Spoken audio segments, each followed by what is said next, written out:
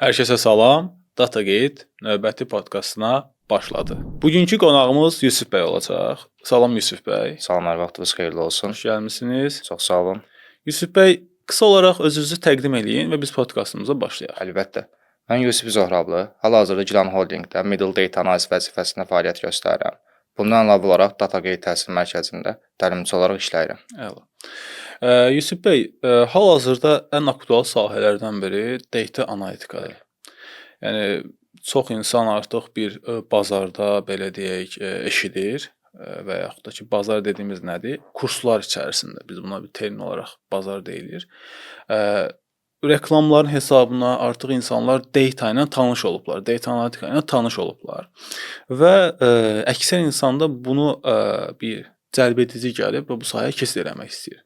Ümumiyyətlə datanın nə olduğunu bizə açıqlaya bilərsinizmi? Bu tələbələr bunu necə başa düşə bilər? Ümumiyyətlə data deyəndə siz işdə necə data ilə işləyirsiniz? Əlbəttə. Müasir dövrümüzün ən ayrılmaz parçalarından biri də datalar sayılır. Ümumiyyətlə gündəlik həyatımıza baxsaq, gözlə görə bildiyimiz, görə bilmədiyimiz bütün hər şeyin adını data ilə adlandıra bilərik. Lakin iş mühiti ilə baxsaq, data adətən ikiyə bölünür. Strukt olunmuş datalar və unstrukt olunmuş datalar. Strukt olunmuş datalar bizim hal-hazırda istifadə etdiyimiz datalardır. Məsələn, bunları müxtəlif fayllarda, Excel faylında, CSV faylında, text faylında istifadə edə bilərik. Unstruct olunmuş datalar isə hal-hazırda klinik və manipulyasiya olunmamış datalardır. Hansı ki, onların üzərində bu əməliyyatlar yerinə yetirildikdən sonra strukt olunmuş datalar çevrilir və biz onlardan rahatlıqla istifadə edə bilərik. Yəni qısacası belə deyək, hazır datalarla işləyirsən. Bəli, hazır datalar qısa olaraq strukt olunmuş datalar adlandırılacaq. Əla. Normalda əksər şirkətlər bu datalar üzərində işləyərkən tətbiq etdikləri, yəni müəyyən proqramlar var. Hal-hazırda data analitik olaraq çalışdığınız əvvəlki şirkət və yaxud da ki, indiki şirkət və digər şirkətlərcə hansı ki, məlumata sahibsiz. Bunlar ən çox Excel-mi işlədirlər, yoxsa ümumiyyətlə data analitikada nəyi tətbiq edirlər? Yəni Excel adətən data analitik sahəsində dataların saxlanması üçün və kiçik işləri yerinə yetirmək üçün istifadə olunur. Amma düşünsək ki, data analitik sahəsində daha çox digər statistik terminlər də var, hansı ki, müəyyən modellər tətbiq edilməlidir. Bunları sadəcə Excel ilə etmək kifayət etmir. Misal üçün, adi bir reporting hissəsində belə Power BI-nin özündən istifadə olunmalıdır və nəzər salsaq ki, hər iki proqram Microsoft tərəfindən bazara buraxılan proqramlardır. Power BI-nin sırf işi biznesin kəşf edilməsidir. Yəni, orada əldə olunan reporting sadəcə paylaşım üçün deyil, həm də müəyyən statistik nəticələr çıxarmaq üçün istifadə olunur. Və Power BI-nin bizə sunduğu təklifləri Excel vasitəsilə yerinə yetirmək hər bir halda mümkün deyil. Bundan əlavə olaraq SQL və Python-dan da istifadə edilir ki, misal üçün, iri tipli dataları saxlamaq üçün Excel kifayət etmir. Və yaxud da kifayət etsə belə müəyyən geri salan funksiyalar olur, donması və yaxud da saxlamaması və s. Bunun üçün də biz digər proqramlardan daha çox istifadə edirik. Məsələn, hal-hazırki iş mühitində dataları Excel-ə saxlasaq da, onların reporting tərəfində Power BI-dan müəyyən bir data çəkimində isə Oracle SQL-dən istifadə edirik. Əla. Qısacası belə demək olarmı ki, əksər düşünürəm ki, dinləyicilərimizə də maraq ola bilər, bizi izləyənlər də maraq ola bilər. Excel-in alternativi Power BI ola bilərmi? Və ya Excel-də edilən hər bir şeyi Power BI-də etmək olarmı? Düzdür, bu sualın cavablarını mən əsasən əksəriyyətini bilirəm ki, çox insan bilir. Siz də bilməyən insanlar da istəyirəm ki, sizin dilinizdən, sizin təcrübənizə əsasən cavablandırasınız. Məsələn, buna sadə bir hissədən giriş edə bilərik. Bilir ki, Excel vasitəsilə sadə qrafiklər hazırlamamız mümkündür. Amma nəzər salsaq ki, datada həcm artdıqca və bizə daha çox dəyər verdikcə, onu sadəcə sadə chartlarla verməyimiz kifayət etmir. Buna görə də biz daha yüksək versiya tətbiq edən Power BI-dən istifadə etməliyik. Ki, Power BI vasitəsilə edilən bütün işlərin hər birini Excel ilə edərik deyə bir məsələ yoxdur. Misal üçün, buna çoxluqlar kimi baxa bilərik də. Məsələn, Excel artıq Power BI-nin bir alt çoxluğu olmuş olacaq. Yəni, Power BI-də Excel-in görə biləcəyi bütün işləri yerinə yetirmək mümkündür. Amma Excel-də Power BI-nin görəcəyi bütün işləri yerinə yetirmək mümkün deyil. Başa düşdüm. Yəni, hər istənilən bir şəxs Excel-i öyrənmədən bəs Power BI öyrənə bilərmi? Deyərdim ki, mümkün deyil. Mümkün deyil. Çünki Power BI özü, məsələn, gəlin adi bir nümunə üzərindən misal göstəreyim. Misal üçün, Excel-də edilən datada hər hansısa bir dəyişiklik save olunduqdan sonra Power BI-də refresh veriləndə əks olunur. Amma məsələn, mən həmin dəyişikliyi Power BI-də etsəm, Power BI faylımı save etsəm, o dəyişikliyim Excel-də əks olunmayacaq. Yəni bu onu göstərir ki, Power BI Excel-dən inteqrasiyanı qəbul edir, amma Excel Power BI-də olan dəyişiklik inteqrasiyasını qəbul etmir. Power BI-də işləmək üçün biz Excel-də olan hazır datadan, yəni klinik və manipulasiya olunmuş datadan istifadə edəcəyik. Bu da deməkdir ki, əgər biz Excel-lə işləməyi bacarmırıqsa və yaxud da az miqdarda Excel bilgimiz varsa, o zaman Power BI öyrənməkdə biz çox çətinlik çəkəcəyik və yaxud da bir həddən sonra artıq mümkünsüz olacaq. Yəni demək ki, bazı bilgi olaraq Excel üzərindən gedir. Bəli. Yəni Excel bilinməlidir ki, Power BI ilə işləmək daha rahat olsun. Əla. Belə Excel-də bəs donmalar deyə bir belə deyək, eşidilir, qulaqlara çatır ki, digər insanlardan da eşidilir ki, Excel-də donmalar ola bilir. Bu nə qədər mümkündür?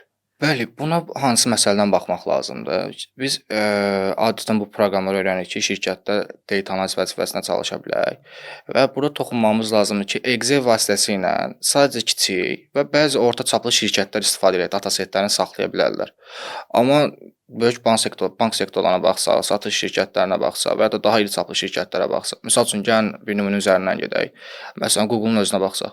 Google-un özünün milyonlarla, hətta milyardlarla data setləri mümkündür və bu data setləri təbii ki də hansı bir Excel faylına saxlaya bilməz. Onlar artıq məcburi bir şəkildə Google Cloud-lardan istifadə etməlidirlər. Hətta internetdə araşdırma etsək biz görərik ki, onların özünün müəyyən bir hektarda ayrılmış sahəsi var ki, həmin hissədə sırf data setlər saxlamaq üçün istifadə edirlər. Server qurub datasını saxlayırlar. Bəli. Bu hissədə mümkün deyil ki, Excel-dən hansı bir işi yerinə yetirə bilsinlər. Və biz artıq məcburuq ki, digər proqramlardan istifadə edək.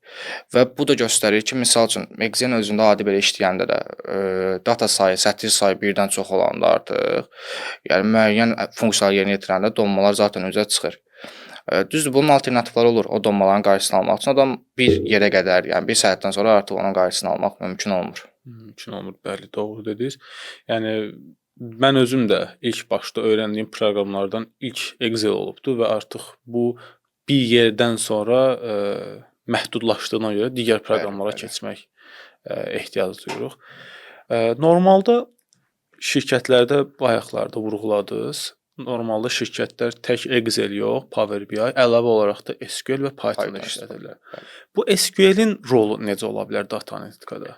Yəni necə bir şey təbii edək izləyicilərimiz olsun və yaxud da ki, dinləyənlər olsun. Bunlar necə bir onlara təəssürat formalaşdıra bilərik ki, SQL-in rolunu biz onlara izah edə bilək? Əlbəttə, burada istərəm qısaca bir SQL haqqında məlumat verim, sonrasında keçid eləyək.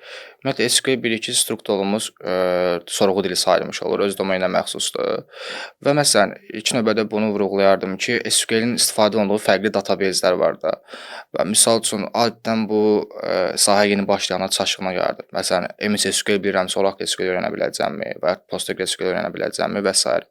Yəni SQL bir sorğu dilidir. Buna necə baxa bilərik? Misal üçün mən ingilis dilini öyrənmişəm. İngilis dilindən Azərbaycanda da istifadə edib danışa bilərəm və yaxud gedib İngiltərədə istifadə edib danışa bilərəm. Sadəcə orada kiçik bir fərqlər olacaq.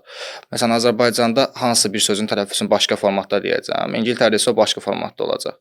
Yəni SQL də sorğu dili olaraq qısacası eynidir, amma istifadə olunduğu databeyzlər də fərqlidir. Misal üçün Oracle SQL-də sorğu yazandan sonra nöqtə vergül qoymağa ehtiyac yoxdur. Sorğu rahatlıqla işləyəcək.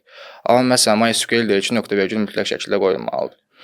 Və şirkətlərdə SQL data analiz vəzifəsində çalışanlarda adətən databeyzdən məlumat çəkmək üçün istifadə olunur.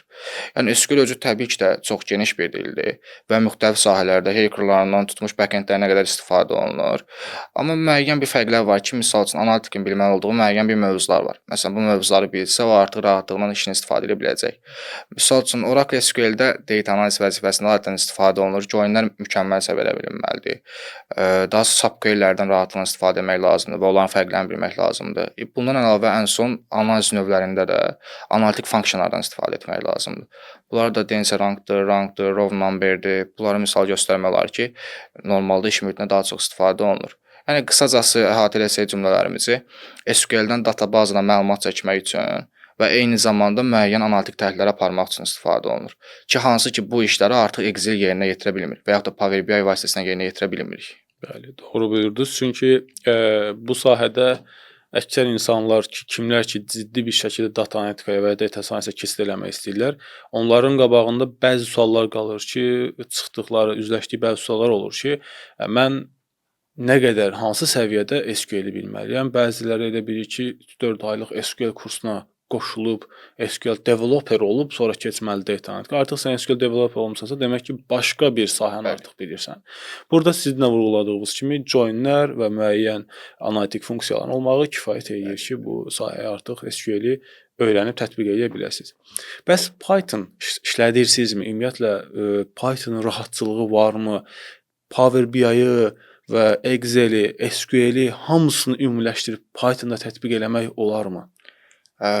Çox gözəl sual vurğuladınız bu arada. Belə deyərdim. Yəni biz data analitikanı öyrənirik ki, hal-hazırda yaşadığımız ölkə çapında müəyyən bir şirkətdə bir iş tapıb öz qazancımızı təmin edə bilək və Təbii, daha normal yüksəyə çıxa bilək. Onu vurğulamaq istəyərdim ki, data analitika sahəsi bizim ölkəmizdə bir növ digər sahələrə baxanda təzə sahələrdən biridir. Bizim şirkətlərdə adətən vakansiyaya baxdığımız zaman necə olur? Biz öz çapımızda həmişə bunu 2 yerə bölürük. Məsələn, data analitiklər 2 yerə ayrılır. Excel və Power BI bilənlər, SQL və Python bilənlər.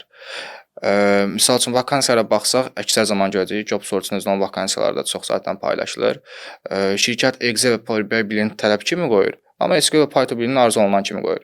Başqa bir X şirkətə baxsaq tərsinə. SQL və Python tələb kimi qoyur, Excel və Power BI arzu olunan kimi qoyur. Yəni burada mahiyyət nədən ibarətdir? Genel olaraq suala ümumi cavab versəm, Python vasitəsilə hər üç proqramı üçün də əvəz edə bilərik. Çünki Python bizə datasetləri saxlamağa imkan verir.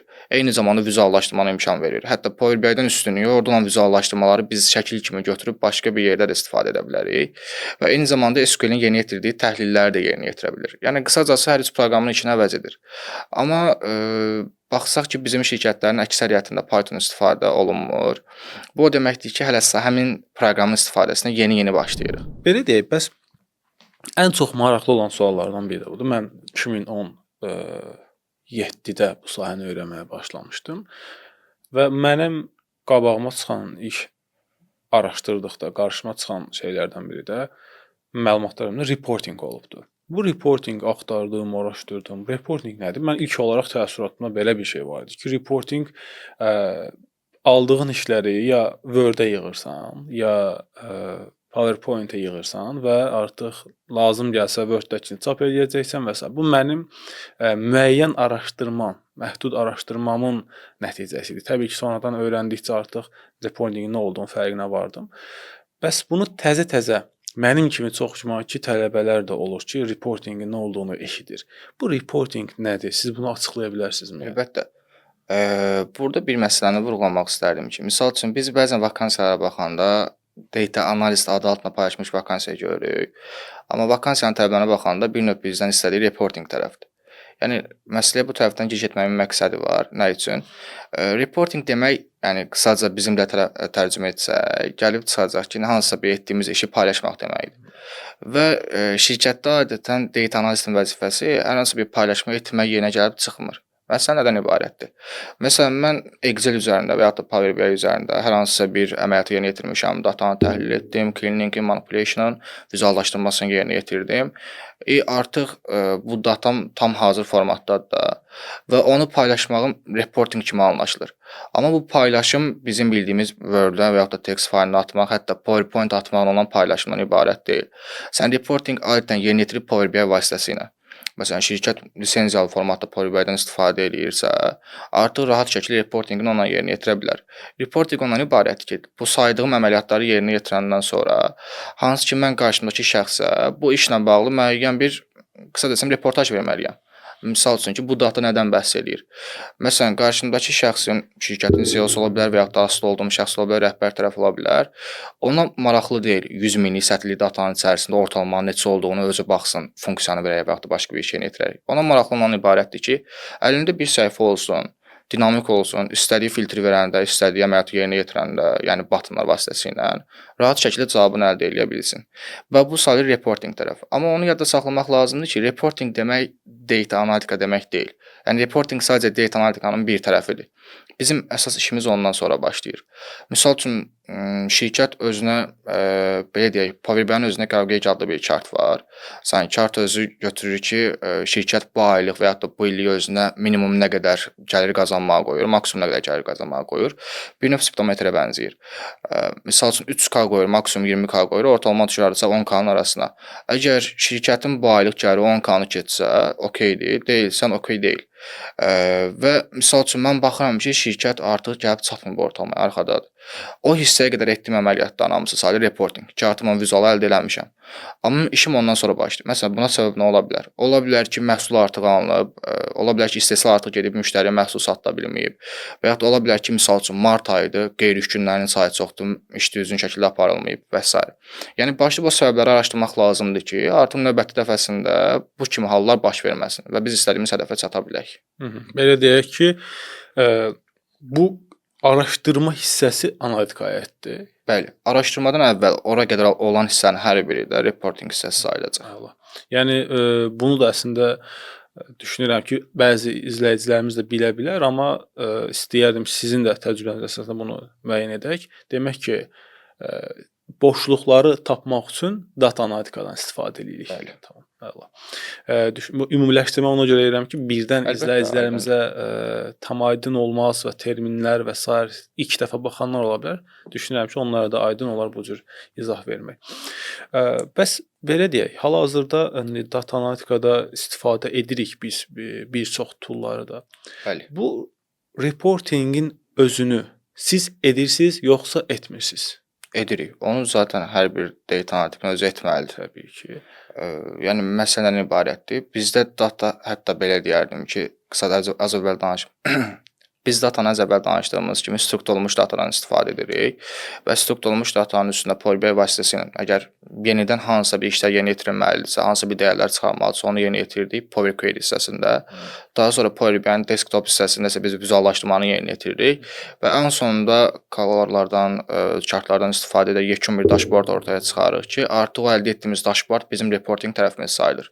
Yəni işimizin bir hissəsi bundan asılı olur. O hissəni yerinə yetirəndən sonra isə hansı əksiklərimiz varsa onu başlayırıq araşdırmağa. Əla. Ümid edirəm artıq izləyicilərimizə də aydın oldu ki, bu reporting ayrı bir sahə deyil əslində. Yəni bu data analitikın işidir. Sadəcə reporting eləyir, sonra orada bəzi boşluqları təyin elədikdən sonra niyəsini araşdırır ki, boşluqlar nədən olur. Ümumiyyətlə data analitikada real кейslərdən bizə birini də izah edə bilərsinizmi? Məsələn, hər hansı ümumi adlandırsaz ki, filan işlər görürəm. Əlbəttə. Birini izah eləsəz kifayət edir. Təbii ki.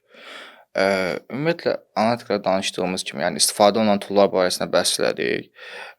Bir də istəyərdim proyektlərdə istifadə olunan analiz üsullarından biraz bəhs eləyək. Bunlara əksəriyyətimizin bildiyi Kern analizidir, CRM analizidir, RFM analizidir. Bunları misal göstərmək olar. Mən düşünərdim ki, RFM analizi izləyicilərimiz üçün daha maraqlı olmuş olar və onun haqqında qısa bir məlumat vermək istəyərdim. Ümumiyyətlə, RFM analizi 3 dəyərin birləşməsindən alınır. Recency, frequency və monitor dəyərləri. Məsələn, buna real bir nümunənin üstündə, bizim özümüzün də işlədiyi bir nümunənin üstündə baxaq.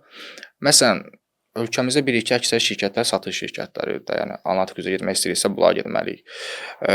Və satış şirkəti isə elə şirkət var ki, birbaşa məhsulunu özü istehsal edir və özü bazara sunur. Eləsi var ki, başqa bir yerdən alır və o formatda bazara sunmuş olur. Yəni, hər bir halda bu satış şirkəti sayılmış olacaq.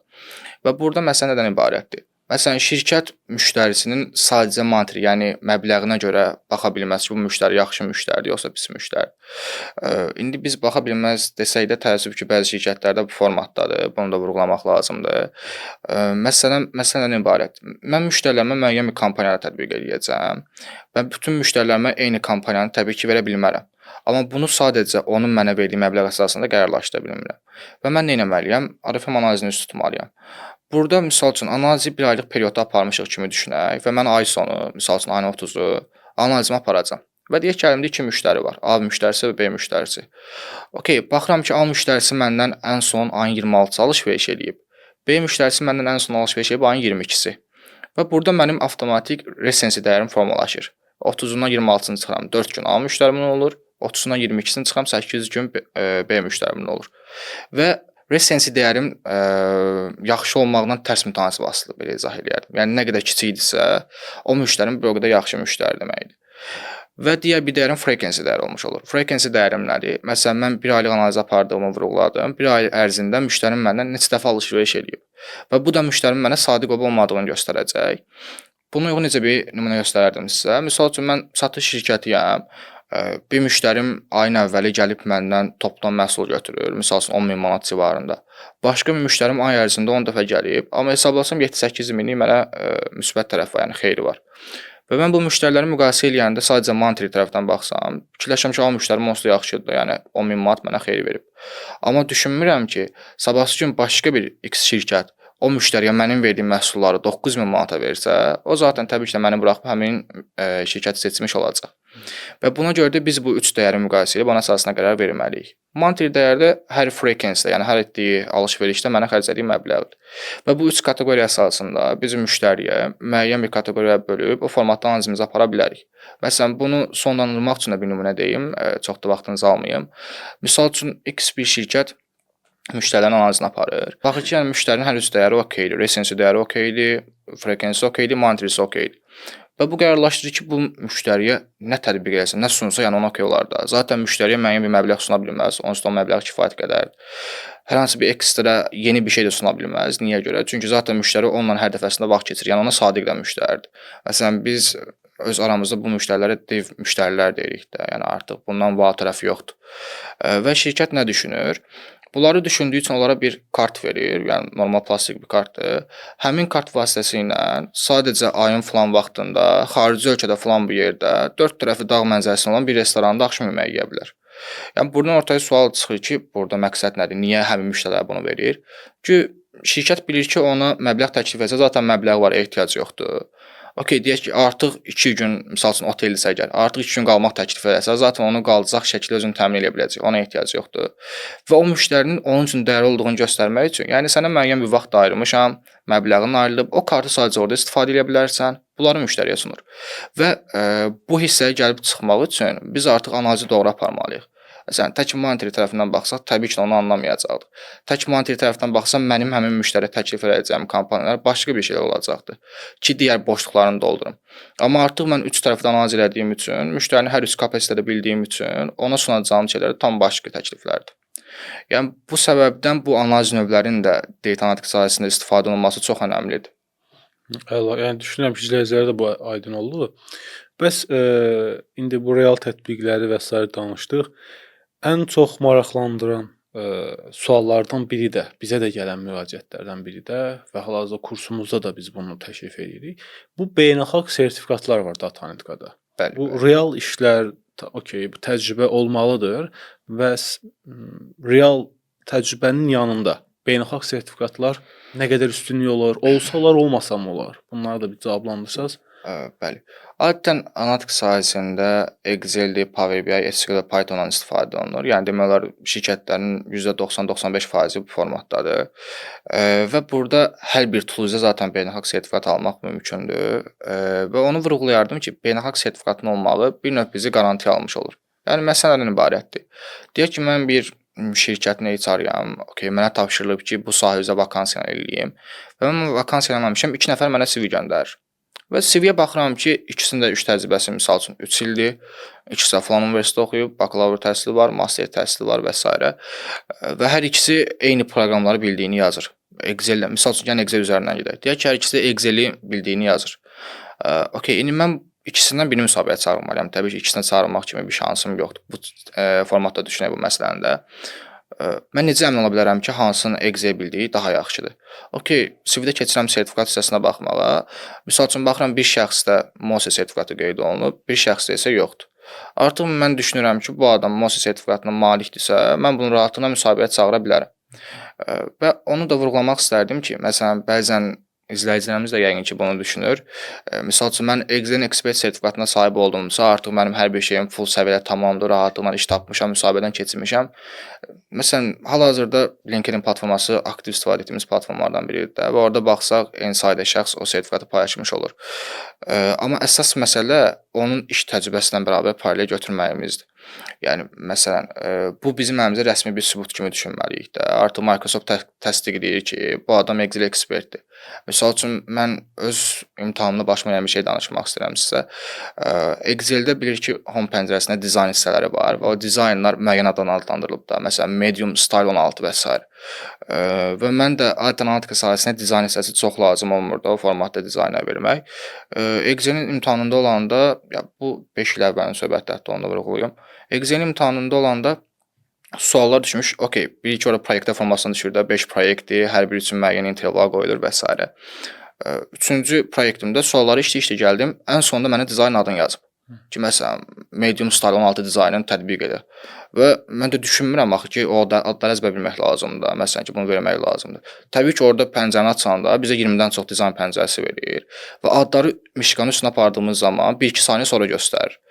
İndi bir onu getsək zaten həmin pəncərənin vaxtı olacaq, pəncərə bağlanacaq, keçəcəyik növbəti suallara ki, bu da bizi mümkünsüz qılır da. Yəni qısacası demək istədiyim nədən ibarətdir? Sertifikatın adından göründüyü kimi Excel ekspert. Yəni sən Excelin hər bir nöqtəsində olan xırda bir hissəni bilməlisən. Bu sertifikat bizdə onu dəstəkləyir, onu təmin eləyir. Və onu deyərdim ki, hal-hazırda tam formalaşmasa belə, bundan bir neçə il sonrasında mənim fikrimcə beynəlxalq sertifikatı olmayan namizədlər bazarda bir o qədər irəli gedə bilməyəcəklər. Yəni bu açıq-aydın bəllidir. Çünki analitika yeni sahə olsa belə, misal üçün bundan 4 il əvvəl LinkedIn-də axtarış yerinə data analiz yazanda, misal üçün 700-750 nəfər ad çıxırdı. İndi yazanda o sayı 3000-dən artıq keçib. Yəni düşünsək ki, hər Excel, Power BI bilənə də biz data analist desək, onda bazarda en saylı data analist var da. Amma bunların içərisindən kimsə fərqlənmək istəyirsə, həmin şəxs bu toollar üzərindən beynəlxalq sertifikatlara malik olmalıdır. Və bunlardan məsələn SQL ilə Python-a nəzərən təzə başlayan bir şəxs üçün nisbətən Excel və Power BI almaq daha rahatdır. Həm məbləğ civarında daha rahat olmuş olacaq, həm də öyrənmə açısından. Bəli, ya zaten bu dəqiqə sizin dediyinizin eynisini şahid olduğumuz tələbələrimiz olubdur ki, bu bizim tələbələrimizin əksəriyyəti beynəlxalq sertifikat ala bilir. Bəzən olur ki, ya girmirlər, ya almaq istəmirlər və yaxud da ki, dil bariyeri olur orada, artıq bir məhdudiyyət olur. Çünki imtahan öz ingilis dilindədir. İmtahana girib nəticə əldə eləməkdən çəkindiyinə görə girmir və bunun artıq disavantajını yaşayır ki, işə girərkən CV-yə baxılmır, ya baxılsa geri dönüş edilir ki, uyğun namizəd deyilsiniz, heç intervyu mərhələsinə gəlib çata bilmir. Yəni bu sertifikatın olmağı bir növ HR-ın diqqətini cəlb edə bilir. Ümumiyyətlə son bir şeydən sizlə müzakirə eləyək. Ondan sonra da artıq podkastımızı bitirək. Düşünürəm ki, izləyicilərimizə də yəni artıq sıxılmadan dinləyirlər bura qədər. Hal-hazırda belə deyək, bizim kursa da müraciət edənlər var, başqa digər kurslara da müraciət edən insanlar olur. Bunları ümumiyyətlə hər kəs data analitik ola bilərmi? Yəni belə bir sual verim, çünki bunun arxasını gətirəcəm. Yəni siz cavablandırın bunu ki, Təbii ki də bu sualın cavabı xeyirdir. Yəni hər kəs bu sahəyə doğru gələ bilməz. Misal üçün biz sosial şəbəkələrdə, Instagram, LinkedIn üzərində bunu müşahidə edirik də. Məsələn, və yaxud Telegram qrupları olur artıq. Yəni təbii ki, daha çox formalaşıb bunlar hamısı. Misal üçün X bir adamdır, hansısa bir universiteti bitirib, hansısa bir ixtisası bitirib və ixtisası bu sahədən kənardır. Müraciət edir ki, mən bu sahəni öyrənə bilərəmmi? Məsələn, biz şəxsi tanımırıq, kim olduğunu bilmirik, nə işləyib, nə işləməyib, staj nədir bilmirik. Sadəcə bitirdiyi universitet haqqında qısa bir məlumatımız var, ixtisası barədə məlumatımız var. İlk başdan təbii ki, yox deyə bilmirik.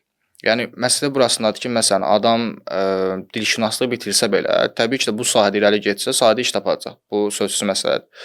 Amma bir məsələmiz var ki, məsələn, vakansiyada bu formatda paylaşılır da.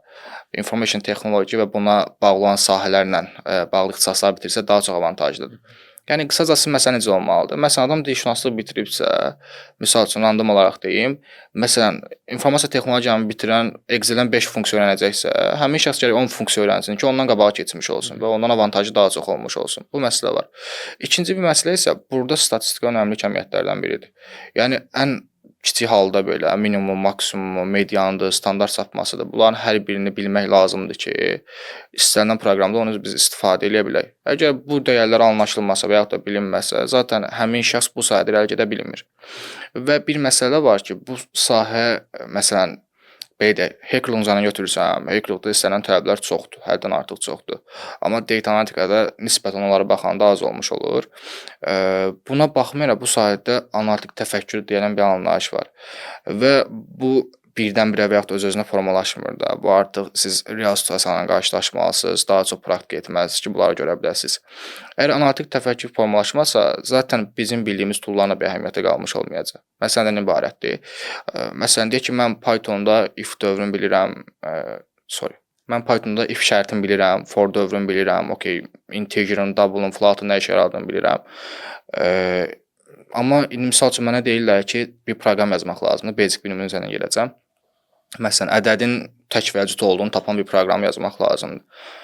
Okay, mənim ağlıma əgər gəlməsə ki, mən ədədi 2-yə böləndə qalıq 0 eləyirsə bu cütdür, ədədi 2-yə böləndə qalıq 1 eləyirsə bu təkdir. Orada saydığım bu kəmiyyətdən bir əhəmiyyəti qalmış olmur. Yəni qısacası məsələdən ibarətdir. O şərti, yəni bu dediyimi bilməliyəm ki, əlimdə olan kəmiyyətdə mənə kömək etsin, mən o proqramı yaza bilim. Yəni qısacası bu sahəyə gəlmək istəyənlər birinci növbədə analitik təfəkkürün olub-olmadığını yoxlamalıdırlar. Yəni qısa bir məntiqlə də bunu yoxlamaq mümkündür. İkinci bir növbədə səbirlə davranmalılar. Zaten bu bütün sahələrdə eyni formatdadır. Üçüncü bir növbədə isə mənim məsləhətim daha çox statistik bilikləri daha çox olan şəxslər və yaxud da orta səviyyədə olan şəxslər müraciət etməlidirlər ki, daha irəli gedə bilsinlər. Yəni qeyd etdiyim son olaraq da ki, bu sahə yeni formalaşan sahə olmasına baxmayaraq çox kütləni özünə cəlb etdi və şirkətlər demək olar ki, artıq bu sahəyə daim müraciət edirlər. Məsəl üçün bundan 1-2 il əvvəl job search-də və yaxud da digər vakansiyalar saytlarında biz araşdırma edəndə baxırdıq ki, o qədər analitiklə bağlı vakansiya çıxmırdı və yaxud da çıxsa belə necə idi? Məsələn, əslində işçinin görəcəyi iş başqa bir işdir, amma analitik adı ilə paylaşılır da. Amma indi artıq baxanda şirkətlərdə də yavaş-yavaş bu sahə tam oturuşmağa başlayır. Və demək olar ki, gələcəkdə hər bir şirkətin lazım olan bir işçisinə çevriləcək də bu sahə. Bunun üçün də artıq bazara tam formalaşmış bir şəxs lazımdır ki, yəni iş mühitində işi düzgün şəkildə yerinə yetirə bilsin. Və bu saydığım kəmiyyətlər olsa, yəni dediyim kəmiyyətlərə malik olan şəxslər məncə sıfırdan başlayaraq analitik ola bilərlər. Yəni belə deyim, təbii dediniz, vurğuladı statistika biliyinin olması və yaxud da ki, müəyyən bir səviyyədə olması, riyazi biliklərinin olması. Bəs deyək ki, bir insan psixologiya sahəsindən keçid eləmək istəyir data analitikaya və yaxud da tərcüməsi də keçmək istəyir analitika sahəyə. Bu tələbələrdə tutaq ki, yəni hədəf qoyubdur ki, mən data analitik olacağam. Bunun hansı göstəriciləri olmalıdır ki, biz buna deyək ki, heç olmasa sən data analitikada uğurlu ola bilərsən və ya işdə girib işləyə də bilərsən, yaxşı maaş da ala bilərsən və s. Bunu hansı göstəricilər olsa biz bunu qərara gəlib. Bəzilərini vurğuladınız, belə ekstradan nəsə bir şəxs üzərindən deyə bilərik.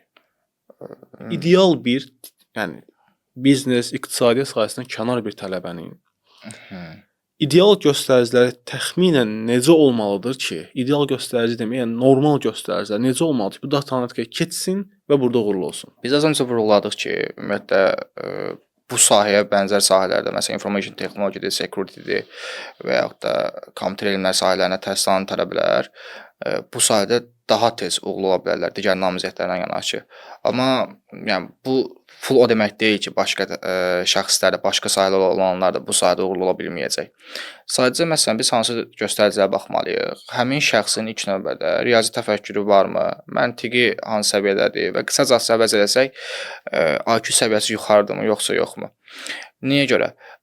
Məsələn, adam, yenə az öncə vurğulamışdım, dilşünaslıq ixtisası üzrə təhsil alıb və keçdiyi dərslərin %90% nəzəri fənlər olacaq. Yəni riyaziyyat yönümlü fənlər çox keçməyəcək təbii ki. Və bu bir növ daha çox əzbərçiyə meylli bir şəxs olmuş olur və bu sahə məsələn ona yad bir sahə olmuş olacaq. Amma misal üçün hal-hazırda ölkəmizdə olan qəbul balları üzərindən geçsək, misal üçün tələbə dilşünaslıq qəbul olub, amma imtahan zamanı 700 baldan 600 plus bal yığıb. Yəni bu onun göstəricisidir ki, o ən azından humanitar fənlər üzrə imtahan versə də, riyaziyyatdan da müəyyən bir maksimal bala yaxın bal yığıb ki, o həddə bir bal əldə eləmiş olub. Və bu deməkdir ki, əgər öz istəyi də olsa, təbii ki, yəni bu sahədə qərarlı olsa ki, mən bu sahəyə doğru getmək istəyirəm, müəyyən bir məşqlərdən sonra, müəyyən bir alışdırmalardan sonra artıq rahatlıqla bu sahəyə öyrənməyə başlaya bilər. Bunu xüsusən vurğulayaq. Yəni bu sahəyə başlaya bilər deməyimiz doğru olmaz. Çünki riyazi təfəkkürü olan şəxs daha sonra analiz qabiliyyətlərinə baxmalıdır. Yəni bu doğru şəkildə o işi yerinə yetirə bilirmi, yoxsa yoxmu? Və artıq analiz qabiliyyətlərini inkişaf elətdirdikcə bizim bu dediyimiz analitik təfəkkür ortaya çıxmış olacaq. Və ondan sonra da artıq analitik təfəkkür formalaşdısa, yerdə qalan hissələrdə tool biliklərini gücləndirib bazara rəqabətli bir şəxs olaraq özünü sunmalıdır. Əla. Tam belə aydın olar düşünürəm ki, izləyicilərimizə artıq hansı kateqoriyalara uyğun gəlirlərsə, düşünürəm ki, ona uyğun artıq bu sahəyə keçid eləmək istəsinlər. Çünki əksəriyyət nə düşünür və bəzən reklamlarda da Instagramda və yaxud da ki, digər sosial mediada qarşılarına çıxır ki, hər kəs data analitik ola bilər, hər kəs data scientist ola bilər və yaxud da ki, hər kəs istənilən bir sahəni öyrənə bilər. Təbii ki, burada ən önəmli hər bir sahədə olduğu kimi riyazi təfəkkür və qavrama əsas IQ dərəcəsinə görə bunun artıq öyrənməsi qısa və uzun müddət ala bilər. Demirik, yəni IQ-su aşağı olan və yaxud da ki, riyazi məntiqi zəif olan uşaqlar uğur qazanmır. Onların öyrənmə prosesi normalı bir tələbədə analitik olması üçün 6 aydırsa, bunlarda artıq 1 ildən çox çəkə bilər. Yəni ona görə səbir və zamanla bunlar öyrənməlidir. Və mən də bir nümunə çəkim və artıq bununla da yekunlaşdıraq biz podkastımızı. Bizim bəzi tələbələrimizdə qarşılaşdığımız durum nə olurdu? Əsasən data science üzərində mən tədris edərkən görürəm ki, Python-un daha qəliz hissələrinə gəldikdə, halbuki normalda qəliz deyil, normal alqoritm qurulacaq hissələrdir. If şərti ola bilər və ya döngülər ola bilər, for və while ola bilər. Burada artıq tələbələr kodu necə yazacağını düşünə bilmirlər. O alqoritmanı beyinlərində qura bilmirlər. Bu artıq belə deyək, bunun təməlindən gəlir ki, müəyyən zəifliklər var. Ya alqoritma qura bilmir, ya riyazi və yaxud da ki, məntiqi zəifdir deyə bu artıq dərsdə buna bənzər mövzular keçirilir, amma ona uyğun tapşırıqlar veriləndə artıq bu məntiqini qura bilmir. Bu da dayanır nəyə? Bayaq təkrar deyirik, bunun qavramağına. Qavraması yüksək olmayan tələbələr, yəni daha doğrusu humanitar yönümlü olan tələbələrin bu sahəyə keçidi mümkündür, amma bir o qədər də əziyyətli və ciddi vaxt tələb eləyir onlardan.